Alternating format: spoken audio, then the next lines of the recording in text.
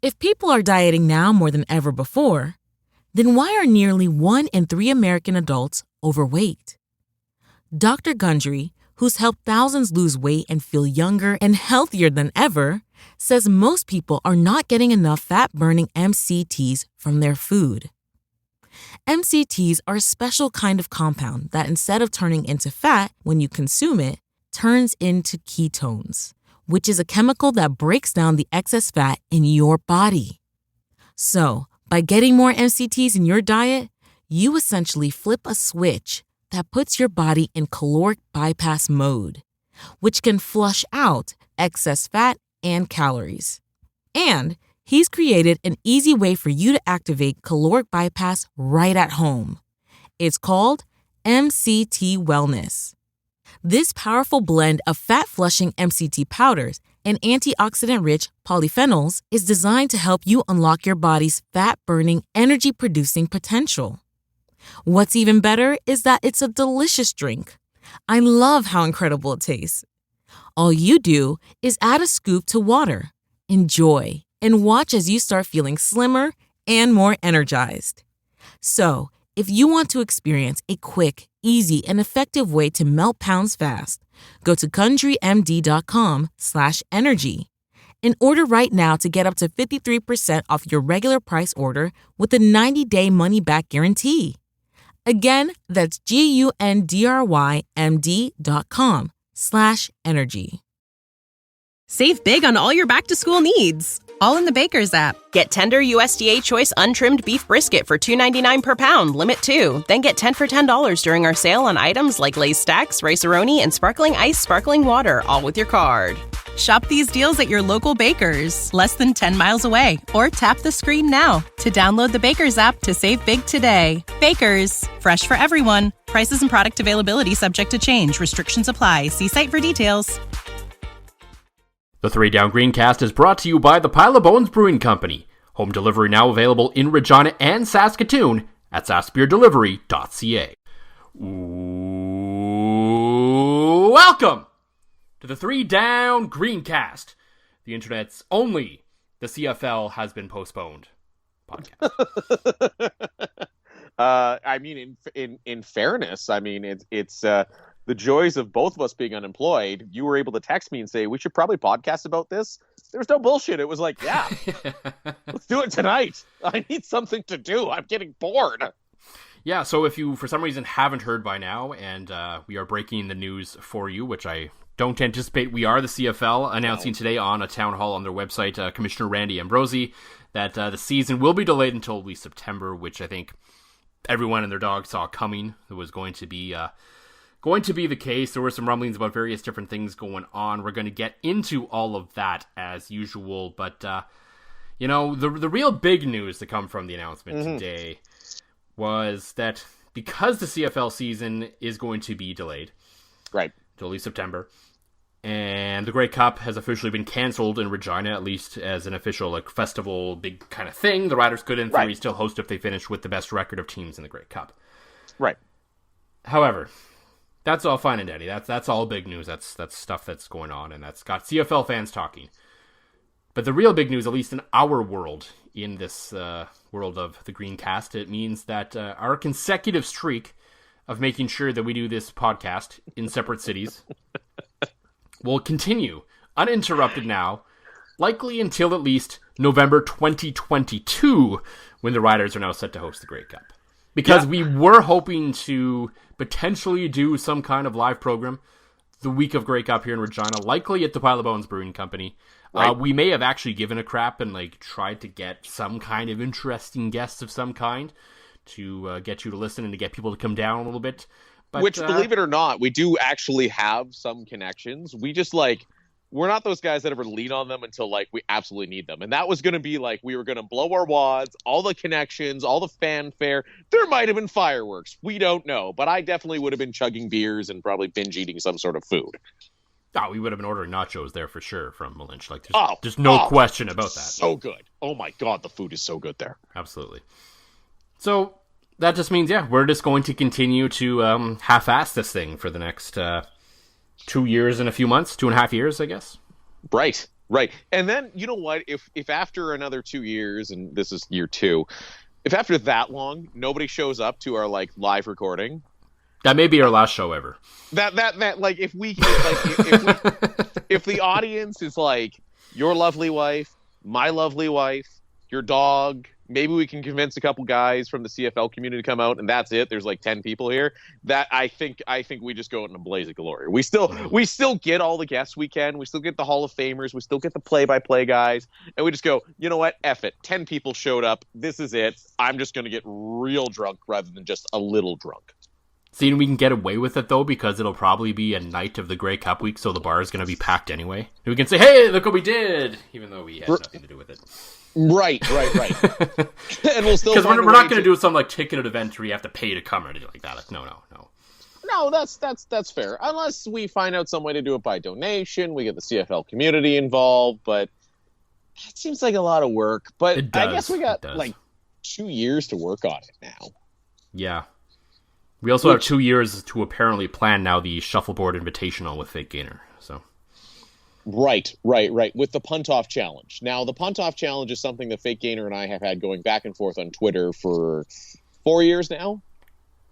So I will have time to never skip leg day for the next 2 years. Oh, you're going to skip leg day like every day still. No, that's fair. Although standing and cooking and doing dishes is definitely building up the calf muscles. Mm-hmm. I've got some sweet definition there now. I can tell you, as someone who used to do it for a living, standing up all day is really good for the body. It really is, and I got these big ass calf muscles now. I don't know if that has anything to do with punting. I'm assuming it does. But you know what? I could definitely kick it through the back of the end zone with regularity from the 10-yard line. Think about your broom losing weight now. My broom losing weight next year. like we might need to it might be like that scene in Men with Brooms when the two rocks hit and just like stuff just explodes. Like my broom losing weight. I can't wait to try that when we can finally go and curl again next year, which in fairness might be my first, I feel like that'll be the first thing that actually gets me out and into a social setting if we're allowed to. I mean, it's going to change the world of curling pretty significantly because there's pre-game rituals, post-game rituals. You kind of share some equipment during the game and the whole kind of thing like that. It's going to be interesting to see kind of at the club level what changes, right? Well, they're talking about only one person sweeping to limit, so everybody stays you're 6 feet apart, and only one person sweeps the rock. So that way you're not face to face with another person that's sweeping. So, or you could be or it works if you're the old guys that sweep on the same side, and one guy's inevitably 6 feet ahead of the other anyway. This is gonna be watch some team of 60-year-old guys that have been sweeping on the same side of the rock 6 feet apart they're gonna be the guys that make the Briar this year. Never mind, new look team, Matt Dunstone with Kirk Myers and Mosky and Dunny and all those super hyper talented curlers that try. No, it's gonna be two old dudes that sweep on the same side 6 feet apart because that'll be the rule, and they're just gonna this Briar, the average age of the Briar might be 75 in the competitors. It seems entirely possible, yeah. It seems the most likely scenario that's definitely going to happen, clearly. The other interesting thing to come from this now is I feel like there should be an Emmy for the best timed program release in history. Mm-hmm. Because it premiered this evening. We're recording this on a Wednesday night for a change. Right. I didn't actually watch any of it. I just happened to see a commercial for it the other night. Or a promo, as we call it in the biz. Mm-hmm. For Ultimate Tag. hosted by all three Watt brothers, apparently, of the NFL. Clearly taped a long time ago because there's actually a studio audience in the whole thing. Right, when people were allowed to hang out. Yep, back when we were allowed to do things. Right. And basically the premise is people... I assume everyday people, probably staged everyday people, kind of like reality TV, basically play tag on these kind of American Gladiator-like courses. So, what a perfect time to release a show about literally trying to run away from people not trying to get touched. Like, is there not a more perfect, completely accidental luck of a draw release in TV history of, hey, we're trying to run away from people right now. Huh. That's working on TV too. Right. And a bunch of Watts are involved and it's all good. And I just hope like, okay. And this shows the YouTube vortexes I've gone down lately. Mm-hmm. I've watched actual like competitive tag. I hope this is guys at like our fitness level. They're like, okay. I've seen some of the pictures of the competitors online. They look like people who couldn't quite crack it in WWE, basically. Oh, okay. Yeah. So I think these are specific. Like they're listed as the description says they're everyday people, but I don't really believe they're everyday people. We'll put it that way. No, it'll be like some guy that like blew out his Achilles his draft year and couldn't make the NFL or MLB or whatever. Yeah. There's gonna be a big sob story about how. Okay, over under sob stories per episode 3.5. It's not the NFL draft. I got the over. I haven't watched it yet, so I don't know if they actually get into the stories of these people or if it's just the game. So I mean, it just premiered tonight. Maybe I'll have to go find it. Maybe I'm sure it's on demand somewhere soon. We'll find it. See. Speaking of things, this may become an ultimate tag podcast if the CFL season doesn't start. So holy crap! It might be that. No. You know what it might become, because it's the one sport that has never stopped through all of this. We are going to become a cornhole podcast or a marbles podcast. Right, both have kept going. But the funny thing is when you see like out of context like cornhole highlights on Twitter, like you see a person seems to stumble across. Hmm. And it's like, wow, that was a really impressive shot, I think. But, like, everybody is still, like, they're wearing their masks, they're wearing their gloves. Like, I'm surprised they're not out there with full face shields. But, like, if you can't become, like, I know how poker kind of became a big thing here in Canada during the NHL lockout because there wasn't a lot going on. It's like, oh, poker's pretty rad to watch. Cornhole has been going on the entire time. And I haven't met a person who gives a shit about cornhole. Like, this is like when you saw the grocery shelves emptied out and all that was left was like watermelon and asparagus pizza. And which I would still try, but yeah. That's fair. But the manufacturers go, okay, there was a global pandemic and we still couldn't sell watermelon and asparagus pizza. We're going to discontinue that. Like, I feel like if you're a sport, like a legitimate thing, and you can't pull ratings right now, it might be time to fold up the shop. Yeah. Well, that was the interesting thing on the segment of last week tonight where they talked a lot about sports, and they had a clip from Vince McMahon talking to investors recently on one of their calls, and he was talking about how the need for content and everything is strong right now, and there's like a desire for live programming, etc., etc., etc. Raw ratings have never been worse. Yeah. well, that and in fairness to wrestling, without the crowd, it is just weird.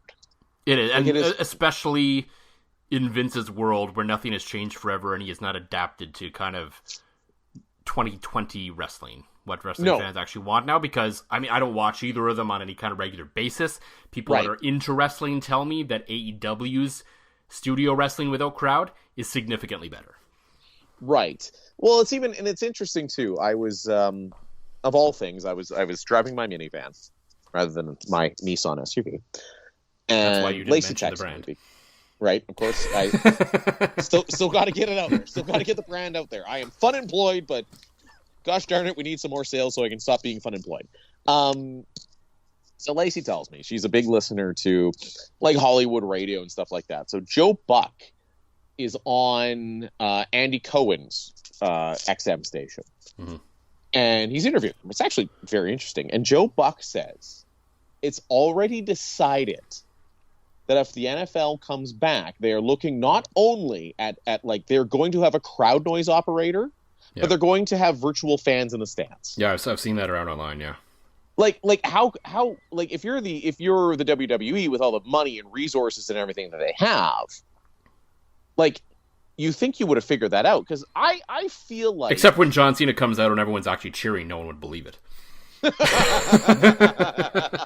Well, you can't see when John Cena comes out. It was terrible, but still, like I feel like if there was even the virtual fans or something like that, like I feel like I would have gotten into the WWE. But yeah, I just instead I find myself here drinking again and watching the 1993 Stanley Cup Final between the LA Kings and Montreal Canadiens. Yeah, excitement abound.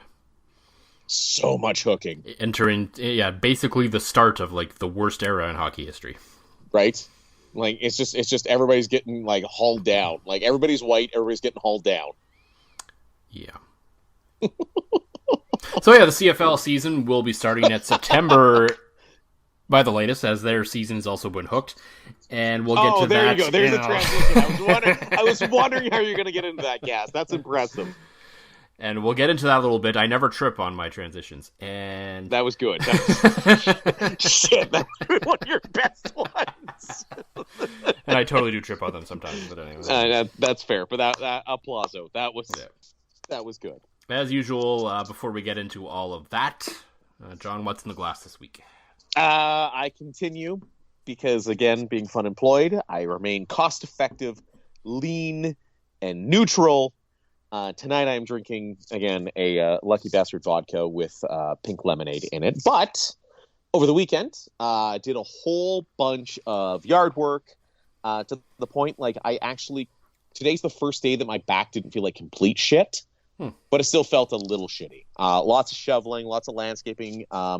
And the only way I could cope with all that was I grabbed myself a Rebellion Golden Crush. Oh, yeah. Oh, yeah, it was so good. And the nice thing was, it was on my poker night. I try not to get too drunk when I play cards anymore, because I find my drunk level concedes with my losing money level. You don't say. Right? Weird how that happens. Golden Crush, if you like a hazy IPA, but It's a session, yeah. Yeah, it's nice because you can have a couple at 4.5% and still get that taste, that citrusy, summery taste that you love. So I would put it up there with the official beer of our podcast, that being the Pile of Bones White IPA. But yeah, some Golden Crush. It was delightful. Went down great after all the working, and I lost 2 out of the 3 poker games I played that night amongst 5 people.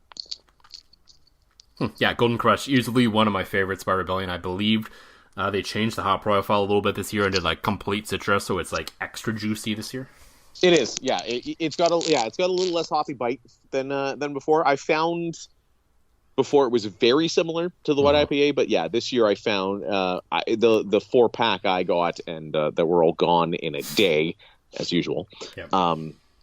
I did find, it was very much smoother, citrusier, and if that's a word, and juicier. It's a word now. For me, I am going with the Toby Tribute, the Blood Orange Ginger Ale. This is it's a fun little beer brewed by the Lady Rebels Beer Club. They're a group of women down here in Regina who are either professionally or homebrewers or just enthusiasts of beer in general. They used to meet when we used to be able to do things and chat about beer and drink beer and taste beer. And once a year now, as part of I believe it's called the International Women's Collaboration Brew Day, which I believe also happens to fall on International Women's Day. They brew a beer together, and it usually ends up pretty good. This year's is named after Cheryl Tovey. She is one of the legends over at Bushwhacker. She's been there forever. And so they made this with her. She's part of the club as well. So it's kind of a tribute to her. And yeah, it's a blood orange. It's got ginger, and it's just nicely well balanced too. You don't get like too sweet on the orange, and it's not like super bitter because it's obvious fresh ginger here. Like it's not like gingerbread ginger where it's super like sweet. So you get a nice balance of both, and it tastes really good. Tell you that. I will be giving that a try next week because this week was all about the rye and the vodka. Mm-hmm. Next week I'll be back into the beers. Yes, if you can find a few of them around. I know I got mine through the pre-sale because they wanted to make sure a lot of it went out right away. Portions of all proceeds go to the YWCA. Yes, I could not. My last journey to my 2 favorite liquor stores, could not find it at either. Actually, then it's probably gone. If it even got to Saskatoon, I'm not sure if it did or not. That's fair. There's a good chance that it probably didn't. So we don't know if the football is going to be coming to Saskatoon this year or not. No. We knew camp wasn't going to be there, but there was an outside shot that they could be included as part of a hub city, which we'll get into in a little bit here. But CFL has announced that the regular season will not start until at least September, which I think at this point doesn't surprise anyone. It was pretty much the, I think we talked about this a few weeks ago, that it was likely September start was probably the earliest, and we were talking about that in April. So yeah, we were. The fact that the CFL came out and I think kind of put all the rest of it to bed right now, I think makes a lot of sense. There is still the possibility there might not be a season at all. And I think that's still a very realistic possibility. It's really going to depend on a lot of different factors at this point, which I think number one is going to depend on, kind of where we're at in terms of people allowing to attend games, and if people in the correct numbers that they need can attend games, can they get government money, is basically what it's going to come down to, because yes, if they can't get government money and they can't have people coming to games, there's just not going to be enough revenue really to sustain itself for the year.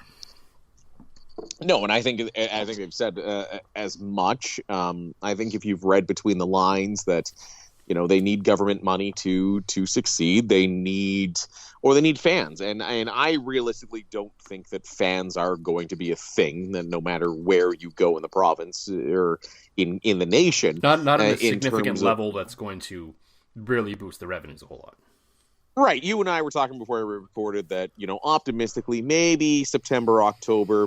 Randy Ambrosie made the point today saying, so much has changed in 100 days compared to where we were 100 days ago. We're hoping for the same thing. But you're not going to see full stadiums, even if they allowed fans in. You might see, 3,000 to 5,000, getting a little bit of that gate dough, but you're not going to see sellouts, right? So the CFL is going to need government money, and the announcement today, before you and I really knew what was going on, we were texting, and I thought I was going to be right. I thought this was going to be Ambrosie because, let's face it, he kind of got his ass kicked by the finance committee when he went in front of them. I don't think it was a good meeting. It was not a good look for Ambrosie. You saw a bunch of some of those stupid Facebook groups putting out I do not support Randy Ambrosie. I want you to resign right now. Right? You saw a bunch of that because he seemed ill-prepared. Mm-hmm. And I thought from that was honestly coming to cancellation of the season today, especially when you're talking to season ticket holders. But, I'm feeling more optimistic. I feel like maybe some of the smaller group sessions have gone better. Maybe the CFL has a feeling that they're going to get some level of federal support, which is why, I think today was optimistic, to come out and say that, hey, we're looking at starting in September. We're looking at going, into our home cities. We're kind of dismissing the idea of hub cities. So, if I'm a CFL fan, I'm feeling pretty good today. You have to get some patience, but you have to feel pretty good that the commissioner of the league talked to season ticket holders and said, we're looking at September. Yeah, and it's still disappointing in a sense. I think this, for me at least, is sort of the first kind of major pillar to really fall in the sports world. I'm really going to feel it. I'm going to notice it. Right. Not quite yet. Training camps would be opening right now and all that. And, I get that. I get missing all that right now. But realistically, when we get to kind of that mid-June where the kickoff would have happened and it's not, it's going to be weird. Now, luckily, It's in the middle of the summer, so hopefully there will be other things to do that it won't be quite so bad. I mean, for once, a lot of us involved in the football industry in this country, we'll get to enjoy our summer more, quite frankly. My yard looks awesome. And it's just going to look more awesomer from here on in. Yeah, so it's going to be different, and it's going to be like a season like no other. There's no question about that. Right. But this was a decision that had to be made. And I think coming into this week, I was starting to feel optimistic. I know you and we both kind of talked about this in the past, where we both kind of thought there wasn't going to be a season.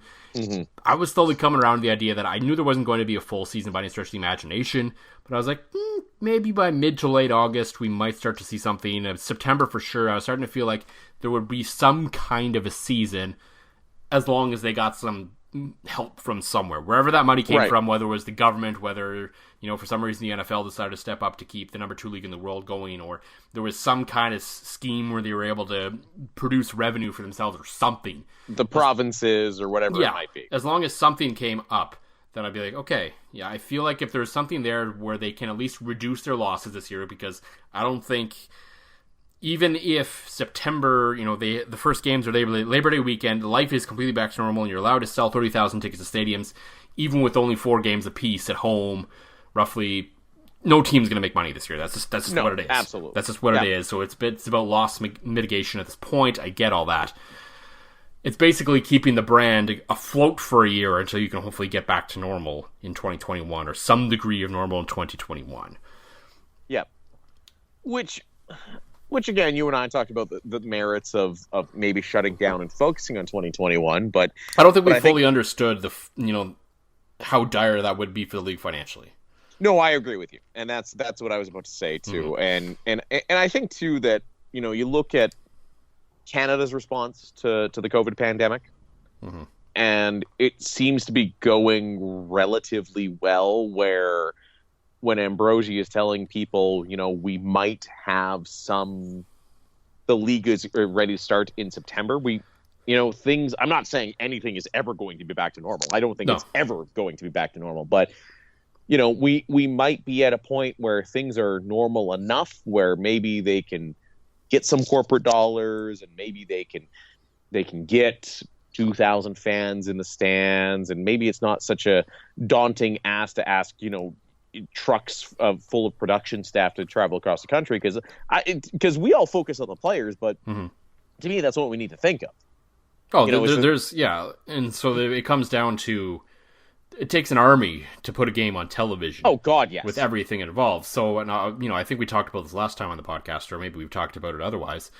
Yes. The fact remains, if you're going to put on a CFL game or any sporting event, but we're talking specifically, basically about a football game in our regard here, you're going to have probably 250 to 300 people still in the building. Mm-hmm. Between, say, 100 to 110 people per team on the sideline, how many camera crew, cable crew, announce crew, different media, the officials, the whole rigmarole, the stats people, the whole thing that continues on, whether there's fans in the stands or not, you still need to be able to get clearance for 250 to 300 people to be in a building. Right, and I think that's a good number, because that's what the Premier Lacrosse League has come out and basically announced their entire. And you can't do this with football, and I get this, but it's a bad comparison to a degree. But the PLL is basically, they went to the American government and said, "Listen, it's 250 people to put this whole thing on, and it's 2 weeks." And that's why they got the okay. I mean, again, America doesn't give a shit. But when the Florida governor's on TV saying, if your state won't let your team play sports in your state, come to us. Right, exactly. The PLL is smart enough, and lacrosse people are much like football people, are generally educated people. So it for them to come out and say, yeah, we can do this with 250 people. Just think of that per CFL game, right? Obviously the rosters are much bigger in the CFL, but we're not talking about a week's worth of teams or 2 weeks worth of teams in the same place, right? I've been in a dome production truck. These are the guys that make the broadcast magic happen. Mm-hmm. You cannot be 6 feet away from people in those trucks. No. It's impossible. You'd have to redo the truck. So, which we know Bell and Rogers are not spending money on. So. Oh, no, absolutely. And that's why I think today's dismissal of the hub city surprised me a little bit. To me, it would just be much easier to put all your players, all your personnel for a short 2-month run, and your production staff all at because again, thinking of production staff here, basically any stadium that's been built recently has HDMI hookups. You hook the plug into the truck. You need 1 truck instead of 3. Yeah. That's why I'm surprised that the CFL is so dismissive of the hub city idea. There must be a reason behind it. They haven't completely shut the door to it quite yet. But it certainly looks like they're leaning to not doing it. And to me, there must be a financial reason that it just doesn't make sense. Right. Like, because I mean, let's say you would probably have to do the 2 hubs. I don't think you could do 1 hub for all 9 teams. No, absolutely Even not. though I think scheduling wise, that would make more sense in terms of 4 games a week in one spot. Because if you break it up east-west, suddenly you have, 5 teams, 4 teams. That whole thing becomes a little more complicated, but there are people who get paid more money to figure that out. Right. But, so it depends at the end of the day. Does put in now, while you could probably get some smoking deals on hotels or wherever right now for a couple of months because they'll be so desperate for business, they'll take just about anything, I'm sure. Right. They must have crunched the numbers and realized maybe there isn't enough of a difference between having hub cities and having these teams just maybe not fly, but travel via bus or something between the cities between games. There must just not be enough of a difference, or it's the same, or it's maybe cheaper still, just a bus or whatever. I don't know. There must be some kind of numbers where it just doesn't make sense, because I think for a lot of other reasons, for safety, for all that, that whole kind of thing, it makes sense, but there must be numbers for a league that is already going to lose money this year. There must be some kind of numbers where it just makes sense to play teams at home. Now you bring up something interesting, Joel, is the busing idea. Mm-hmm. You and I are both Ontario guys. Let's face it, the logistics of busing out east are easy. Yeah. And if Via Rail's up and running now, you could even get a whole train car to yourself if you wanted to. Right. And I can tell you, as a guy that did play-by-play for the CJFL, the Western Canada bus trips, they're not that bad.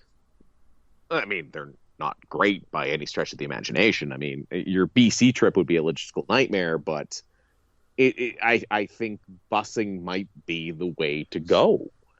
Yeah, you're not exposed. At least you're in a controlled environment, because you can charter planes and all that, and the plane will be fine.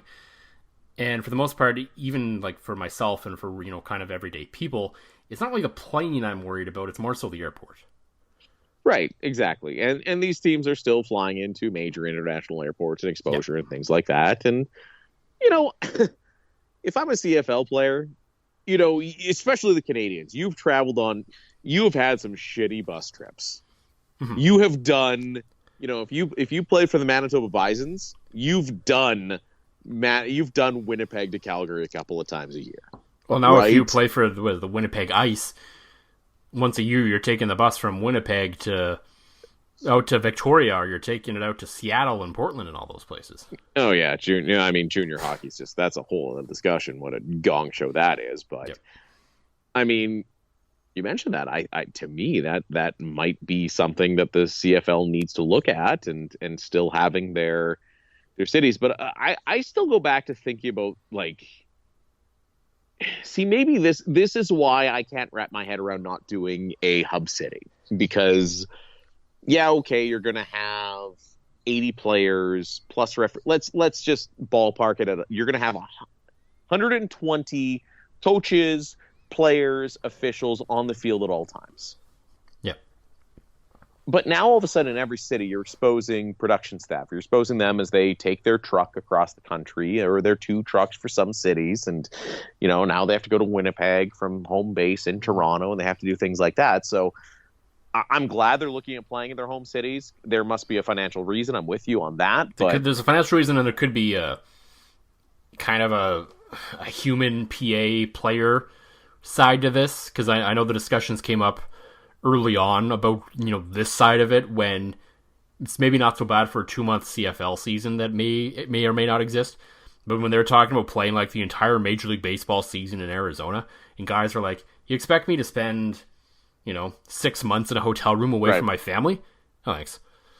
Right, exactly. And and especially too in the CFL, I think maybe that is a part of it, right? I mean, even in the CFL, we say, oh, whatever, it's just 2 months. But here, me as a dad, I couldn't imagine thinking and going and spending. And although in fairness, there are a lot of guys in the CFL that do that anyway, because they come up from the United States and leave their family behind to play for the entire season, right? But you still have 50% of your team that you have to assume is not doing that, or your American players that have made Canada home. I couldn't imagine I couldn't imagine being sequestered away from my wife and 2 kids for 2 months.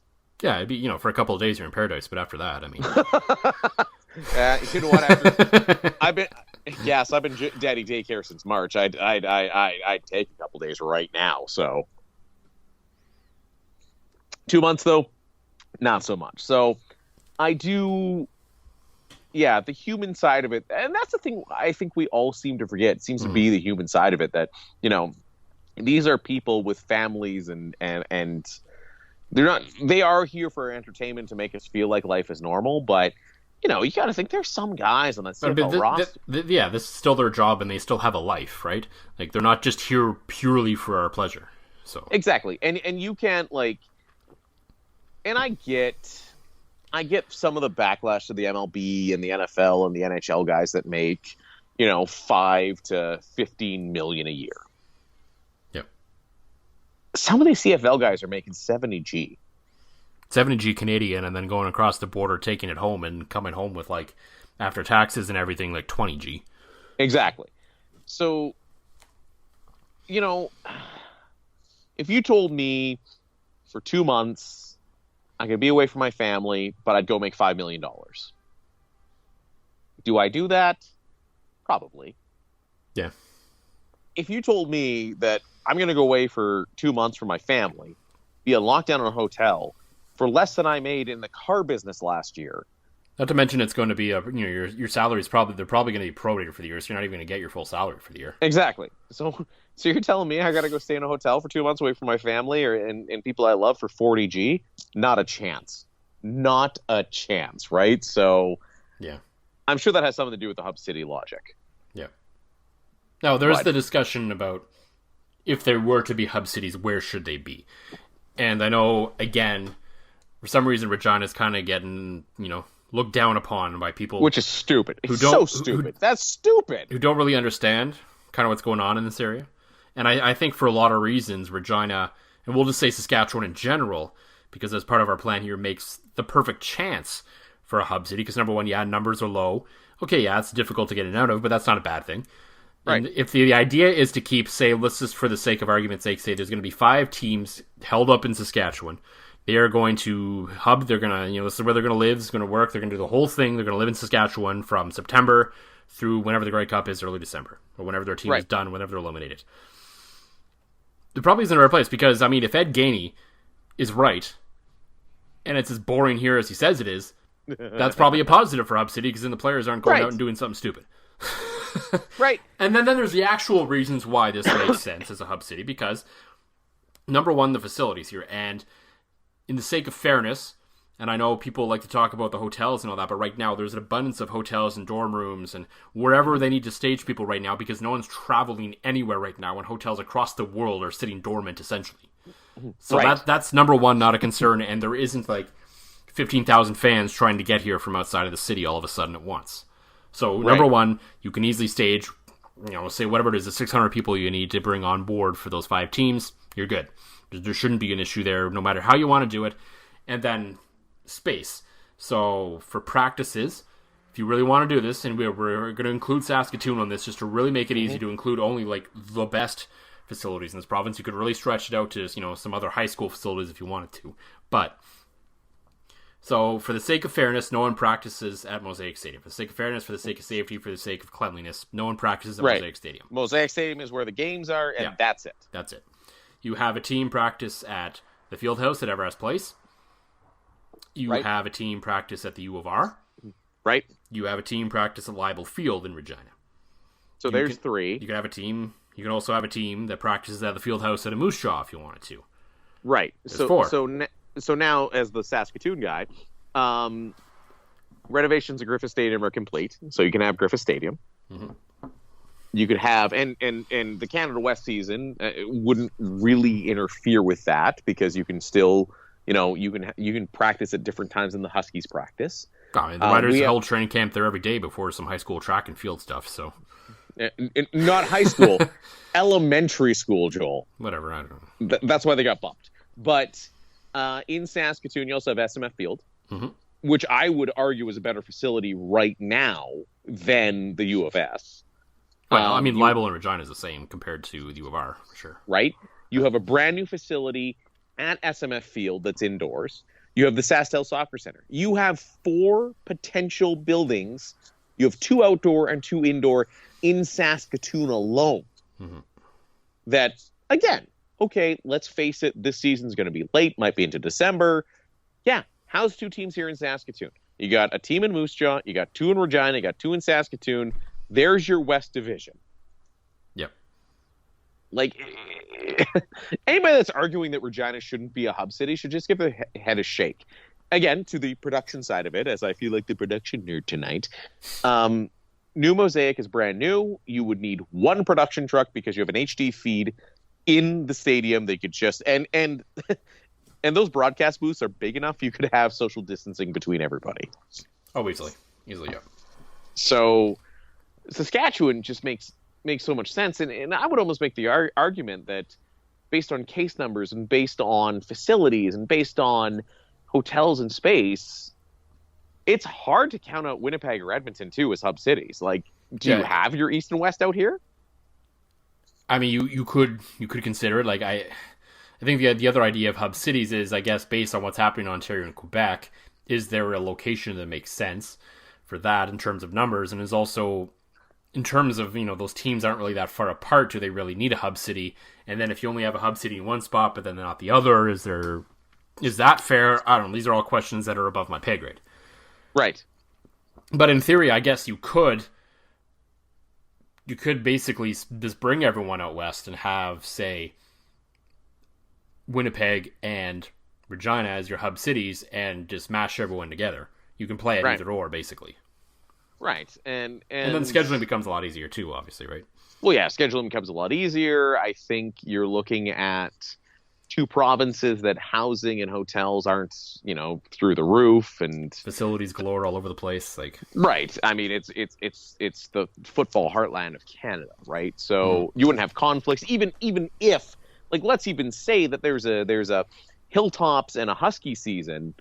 You still have enough room here in Saskatoon that everything's fine, right? So,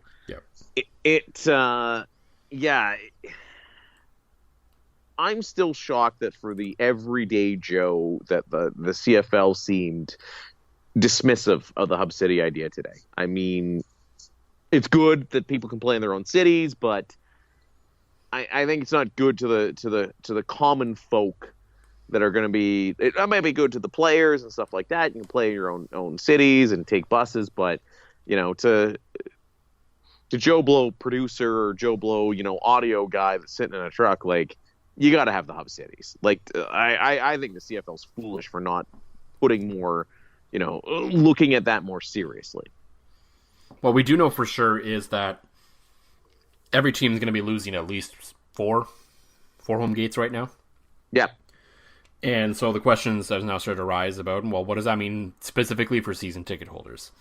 And we got a glimpse into that world today, thanks to a friend of the program, Jamie Nye, of the CJME CKOM Green Zone, as he happens to be, of course, a season ticket holder. His wife and his kids go to the games. Right. Well, while he's stuck in the studio, recording all the games or commentating on all the games. He does show up partway through the first quarter and leaves partway through the fourth through the pre and post. But yeah, he's there for part of it. Yes. Well, I mean, and Jamie's working, and again, friend of the show, and Jamie works his ass off, and Jamie's great at his job. Absolutely. So he got the email from the team as a season ticket holder in terms of what their options are. And I'm going to read them first in the order that he presented, and I'm going to talk about the order the team presented them in. Okay. So, the tweet, #Rider season ticket options, full refund, use credit for extra seats for family friends, seat upgrades using credit money, donate extra tickets to first responders. Okay. One of my favorites, Rider Store gift card, 110% of ticket credit. Gross. Probably the option I would go for if I were a season ticket holder, apply credit to 2021 seats. Right. That's where it starts to get interesting. Donate to Rough Rider Foundation and get a tax receipt. Okay, not awful. Right. You get some out of it. Yeah. Donate to the team directly, no tax receipt, and get a locker room tour with Jeremy O'Day in recognition at first home game, calling it Rider 2020 Champion. Now that we've broken the F-bomb barrier, that is the dumbest fucking thing I've ever heard. That is like... And for reference, and I don't know the order that went after I found out that Jamie decided to put full refund as the first option in his listing of them on Twitter. I saw that with Jamie on Twitter, yes. The actual email had full refund at the bottom. Oh my god. Like, okay, I the worst thing about it is that I feel like people like every other idea that's presented there, you get some benefit. Mm-hmm. You get a tax receipt. I know myself, I'm going to need all the write-offs I can get, as I've been on EI for 3 months and counting now, right? I'm going to need to Fandango some stuff when I get back to work. 110% of your stuff on a Ryder gift card. Great, your Christmas shopping, your birthday shopping's done, right? You spent $500 on tickets, $550 coming to you, a couple new jerseys. It's all good, right? The one that you do not see any benefit is literally just giving your money to the team. So Jeremy O'Day can show you, like, hey, this is where the jock straps are. And then you can come on field. Like... Are you kidding me? But the stupid thing is, bravo to the marketing people.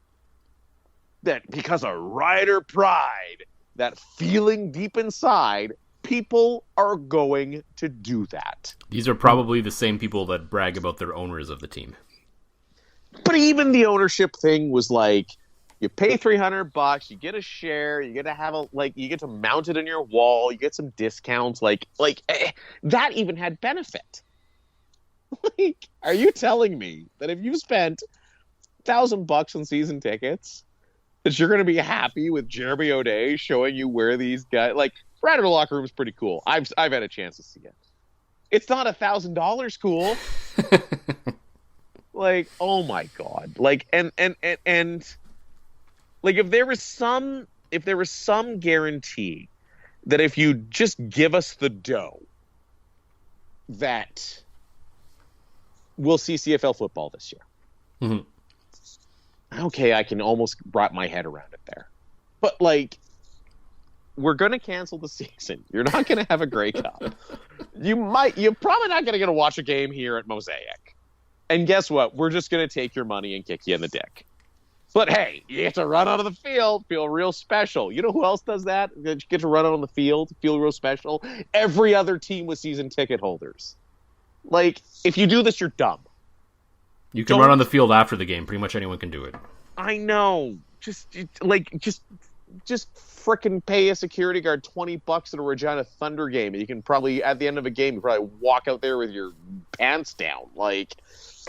Just don't do it. There are so many better places. Every other option. I don't agree with them all. There is at least an angle to it. There is, right? Yep. Just giving your money. At the same time, I 100% do not blame the team for trying. You know what? They've I do not blame them at all for trying. They have marketed themselves so well, Gas, that I think people are going to do it. And you know what I actually saw on Twitter before this. Right. Actually, I think it was because I have the 3 Down Nation Twitter on my tweet deck. I saw some Bomber fan, I think, talking about he would just let the Bombers keep his money. So this is not even just a Regina thing. No, I know it's not. There's going to be diehards in every take that money. Take your money back. You know who needs it a lot worse than the Riders right now? That are probably going to get government bailouts and have money sitting in that stadium? The food bank. Yeah. If you really don't want your money back that badly, get your refund and donate it to a worthy cause. Right, and see, and that's why I like the fact that the Riders gave the foundation as an option. Mm-hmm. Speaking again firsthand here in Saskatoon, the Riders Football Foundation is a big part of that renovation of SMF Field. Mm-hmm. If you feel like your money should go to minor sports, should go to grassroots football, if you have the ability to give your money to grassroots football at this time, great. Give it to the foundation. Mm-hmm. Get your tax receipt, write off your CERB, you're good. You're smiling, that's fine. You just give the money to the team, you're a dumbass. Hell, even if you wanted to get your full refund, go down to the casino when it opens up and put it all on black. Yes. That would at least be fun. Yes. Exactly. And that money that you're going to lose, unless you win, 50-50 shot, that money that you lose will go to making good here in the province. Yeah. Like the fact that is, like, again, I can't fault the writers for trying. No, like, I can't at all either, no. But the fact that people are going to do it, like, give your frickin' head a shake. Like, and the stupid thing is I know there's going to be other mediums and other mouthpieces and other people in this province that are going to say that is a good idea. And if you say that, I want to walk up and personally slap you in the face because a well, with some kind of stick or something, because you can't touch them right now. Right. I do still have hockey sticks. Or, see, the problem is my curling brooms are still in my locker at the curling club that has been shut down since March. But I have hockey sticks in my garage. I will slap you in the face like I was Marty McSorley on Donald Brashear if I find out that you're sitting there trying to say, oh, you should just give your money to the team. Ride your pride. Is that feeling deep inside? It's right to pride. Like, okay, if you want the ride of pride, give it to the foundation. They do good work. Like, oh my. Or at least keep it for a credit for the next time. Like, that's fine. There's nothing wrong with that. Even the Ryder store's not a bad idea. Yeah. At least you're getting something out of it, yeah.